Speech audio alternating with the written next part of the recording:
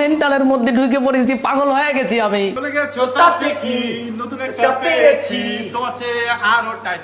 টিকটকারদের উৎপাতে অতিষ্ঠ পাবনার মানসিক হাসপাতালের রোগীরা। স্বাস্থ্যসেবায় অতি গুরুত্বপূর্ণ হাসপাতালটি এখন রূপ নিয়েছে বিনোদন কেন্দ্রে।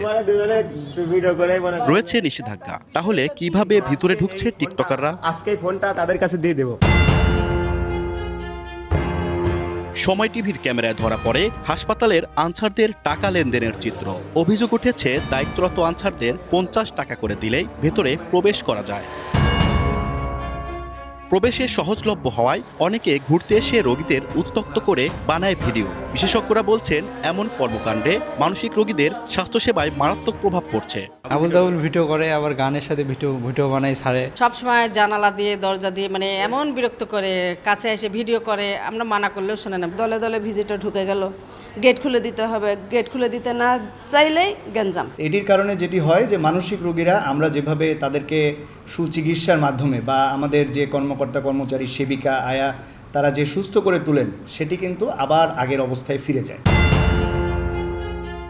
এ ঘটনায় 2 আনসার সদস্যকে অব্যাহতি দেওয়া হয়েছে।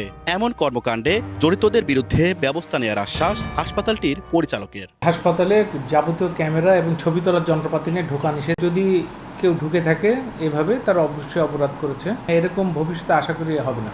1957 সালে শহরের হিমায়তপুরের শীতলাই জমিদার বাড়িতে 111 একর জমির উপর প্রতিষ্ঠিত হয় পাবনা মানসিক হাসপাতাল। সবুজ মোল্লা, সময় সংবাদ, পাবনা।